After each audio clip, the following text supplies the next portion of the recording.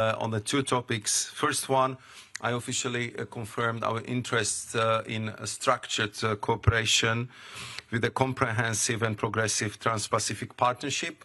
I'm very obliged to Minister Farrell that they, as a chair of this group, are supporting this European interest, and we had a very good and practical discussion on this issue. At the same time, we covered also the re-engagement of both of us, Australia and the European Union, in our free trade agreement negotiations, where we believe we can achieve the substantial progress this year. Coming down through the meetings which I had yesterday and today, I would also make the reference to the meeting with the Trade Minister of South Africa, Park Stow, where we discussed the new product on the EU shelf, the Comprehensive Trade and Investment Partnership. This would be the new agreement which we are working on hard with our South African partners, where we want to show how European Union want to contribute to the economic development in South Africa in the spirit of the true partnership, and focus on very practical project-based cooperation. And we set the goal for us that we would like to take the political stocktake at the G20 ministerial in autumn, and hopefully to conclude our negotiations by the G20 summit later this year.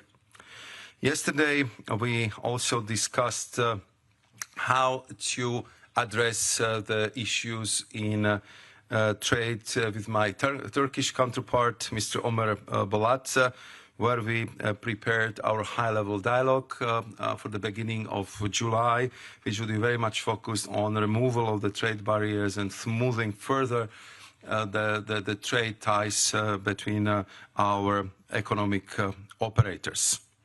Two very important bilateral meetings from the side of the free trade agreement.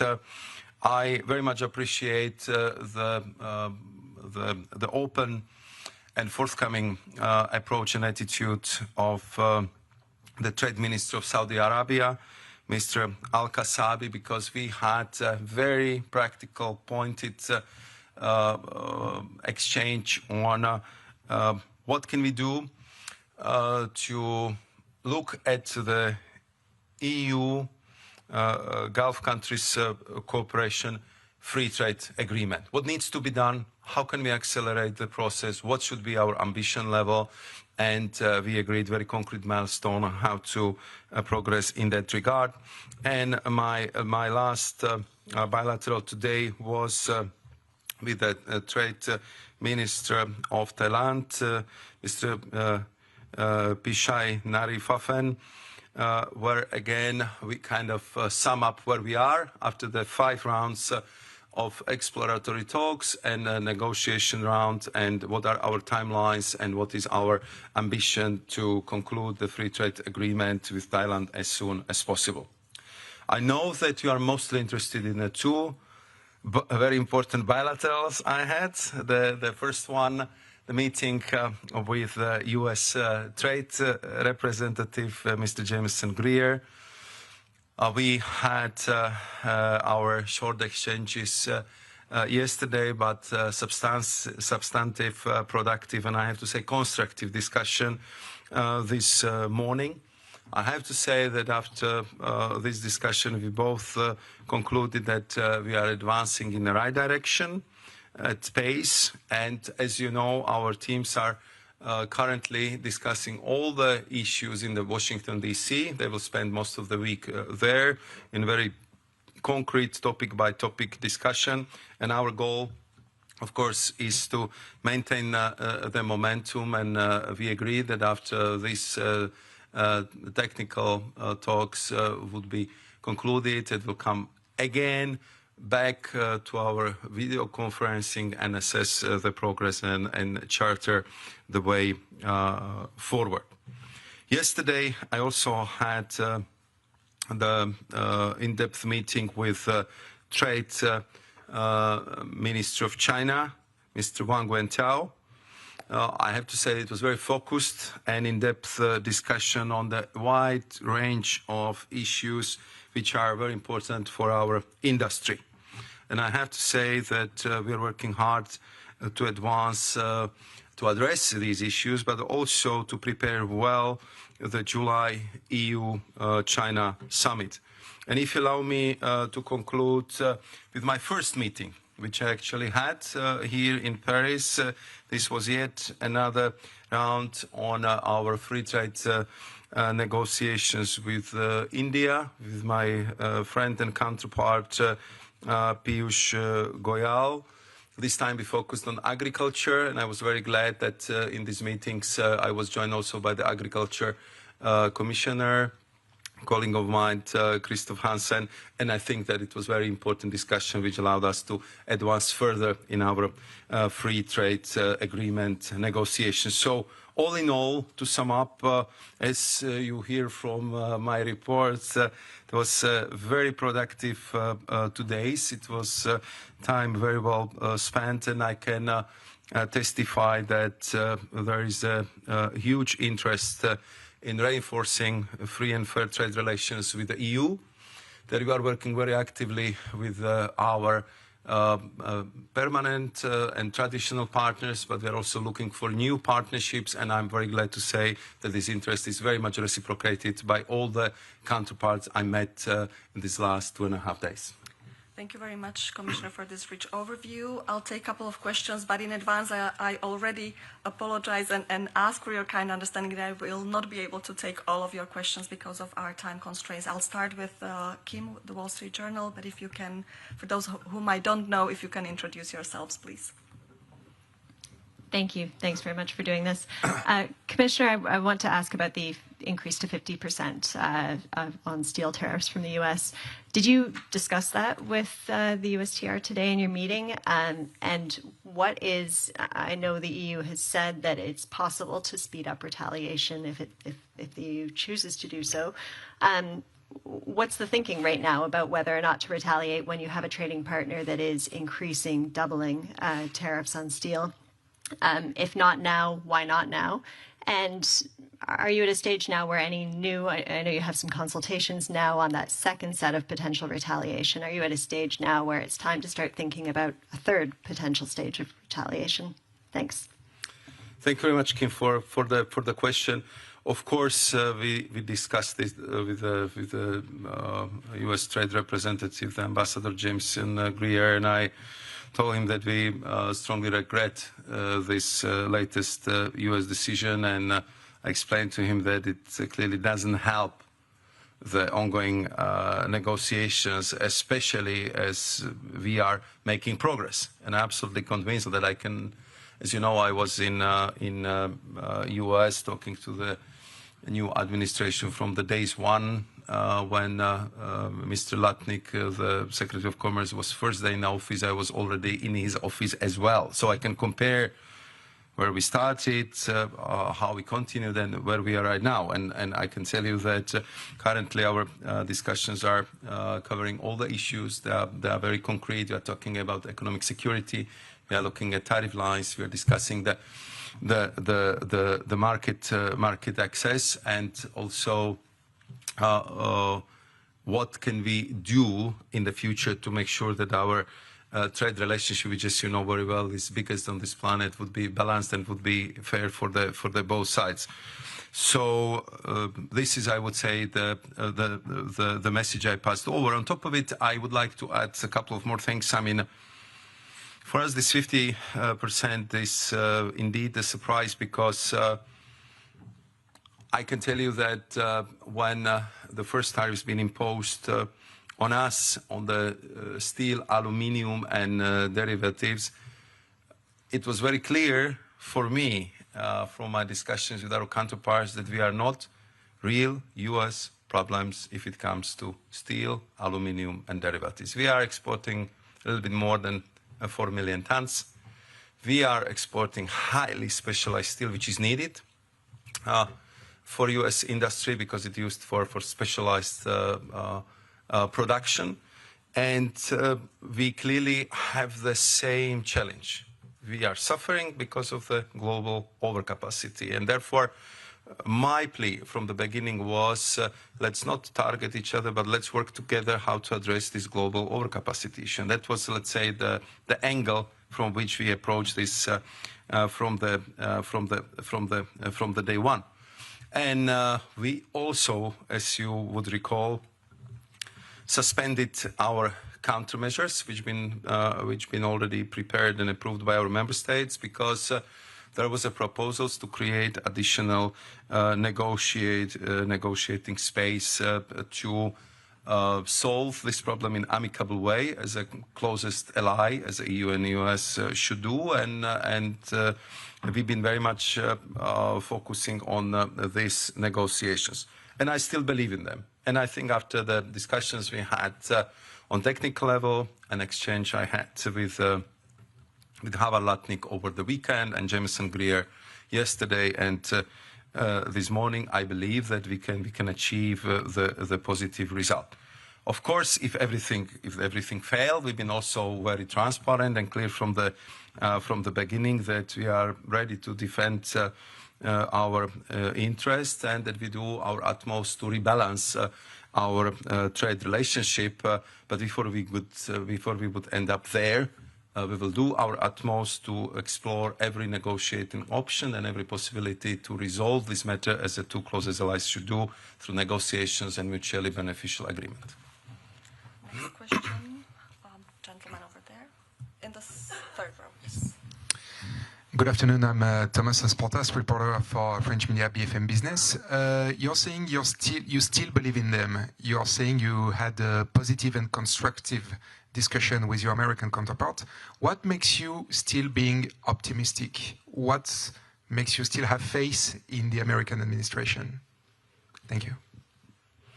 I think what makes me optimistic is that I see the progress. I mean, I know where we have started, and we know I can compare, what's been the position at the beginning and how we are progressing right now. So I think that the discussions are now very concrete. We are going through very concrete sectors, areas, and also the potential landing zone. So this is what still, of course, keeps me optimistic. And on top of it, if you allow me to address it also from this perspective, EU and US, we are covering like 30% of the global trade.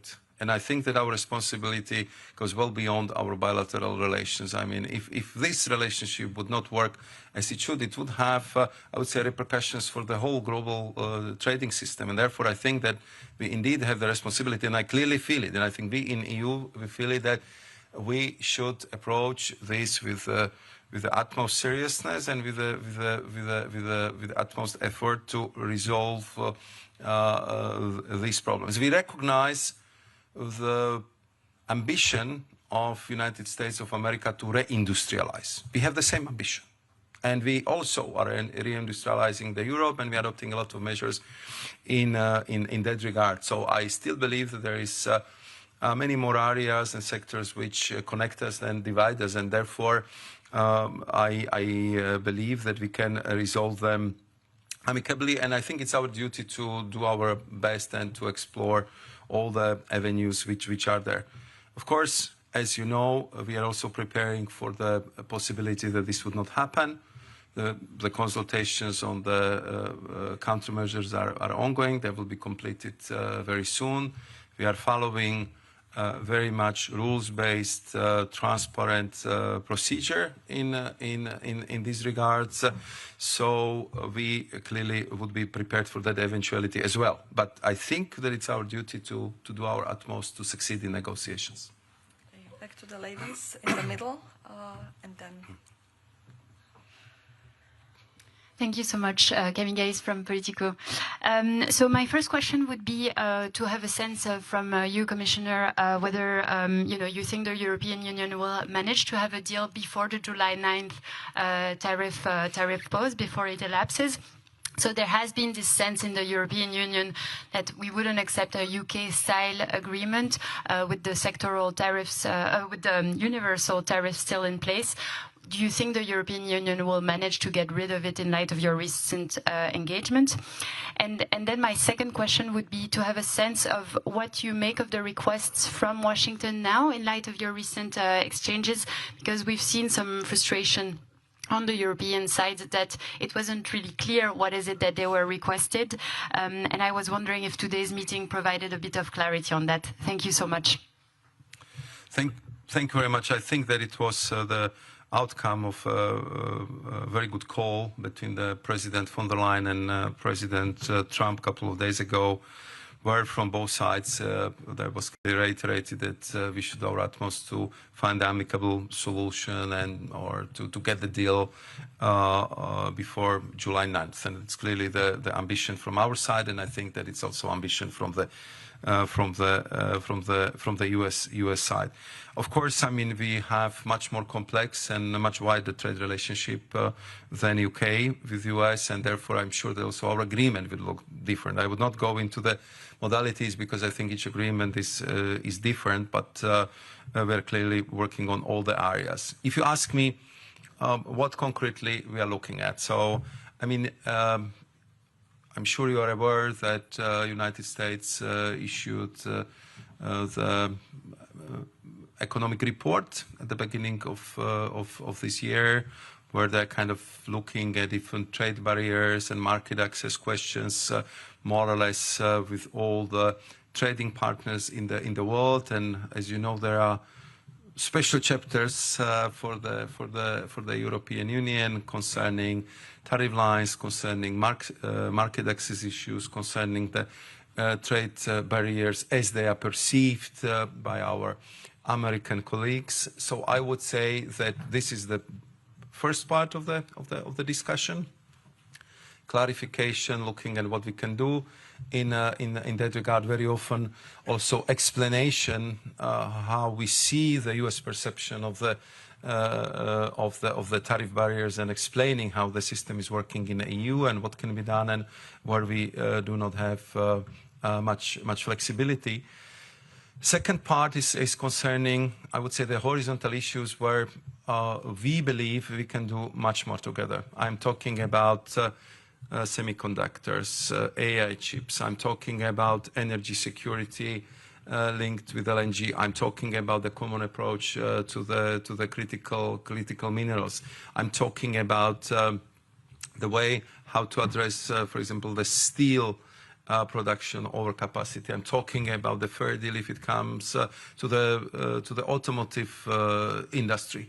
And then you have a third part where we are looking together at the possible investments, and then also the issues linked with I would say also planned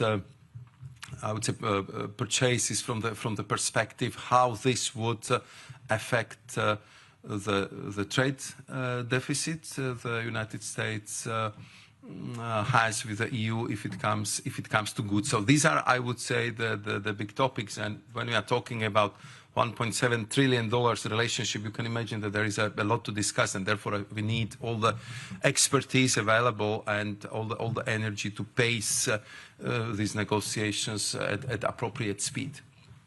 So the gentleman in the middle, and then over here. Thank you for taking my question. I'm Yoshihiro Nakajima, working for Kyodo News, a Japanese news agency. I would like to hear about the Commission's negotiation strategy.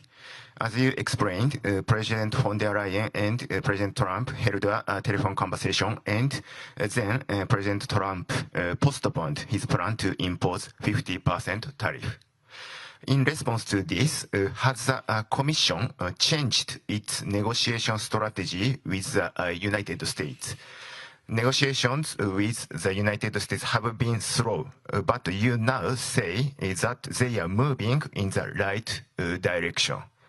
Are you prepared to make concessions in order to reach an agreement with the United States? Thank you. Thank you very much. I think there was clearly different appreciations of the pace of the negotiations, and maybe also because we've been approaching it from different angles. But I think now we have the clarity, and after the phone call of our presidents and my extensive discussions with Howard Lutnick and Jameson Greer, we agreed how to, let's say, restructure the focus of our negotiations. So we did that. We make it as practical, as concrete as possible, and therefore our team is currently in US. The most of the weeks they will spend there. They're talking to the US Trade Representative Office. They're talking to the Department of Commerce. They already covered quite a lot of ground, and of course. We had the first assessment this morning, which I just presented to you, but these discussions are continuing also today, and there is a time difference, as you know. So we will come back to the, let's say, political stock-taken assessment with Jameson Greer and Secretary Lutnick for sure in the next couple of days after we will have a time to go through the results and reports in great detail, and we would for sure agree what should be our next steps. So, and one last question over here in the front. Peter Boston with the Financial Times. You mentioned your meeting with the Chinese Trade Minister, and you mentioned the common challenges that the US and Europe face. To what extent are you alarmed by the letters and complaints from trade associations covering autos, medical devices, etc., that current Chinese export controls on rare earth metals and magnets are reaching a point that they are having to shut down production and shut down? And what are you doing with the Chinese to try and address that? Yeah, thank you very much for that question. As you can imagine, clearly this was one of my priorities to address this issue yesterday, and we did. And I informed my Chinese counterpart about the alarming situation in the European car industry, but I would say industry as such, because clearly the rare earth and permanent magnets are absolutely essential for the industrial production. And therefore, we, of course, have understanding if you're talking about some kind of dual use monitoring. But I think if it comes to the permanent magnets, which are used for clearly civilian production, because you need them from the washing machine through the car to, I would say, any home appliance we have most probably at home, all of us. So this is extremely disruptive for the industry. Minister Wang Wentao explained to me how the system work. We compared the figures. I mean, his figures on granting the export licenses has been much better than mine. So we agreed that our teams will clearly go through very concrete figures which we have on our side. And I told Minister Wang Wentao that we will really supply him with all the data, and it would cover all the companies which are now in extremely difficult situation, because I know that some of the car makers are already announcing that if this issue will not be addressed, that might be the huge production difficulties in a short period of time. So, I mean, his information was a little bit different, and therefore we agreed that we would clearly clarify this as soon as possible, and that we would also address the propositions I made yesterday, and this was that our strong preference here should be not to cover, let's call it civilian production by this very complex system, but if you cannot go to that direction, which would be our clear preference, to have a systemic solutions at which I would describe as a general application, just to kind of cover it, I don't know, once a year for the whole production per company. So to avoid this huge, I would say, paperwork delays and stress which this present for our industry and for our company.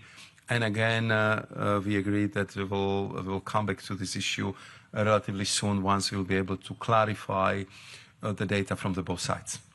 Thank you so much. I will have to stop here because of the program that we've got. that we've got. So thank you, Commissioner, and thank you all for coming. Thank you.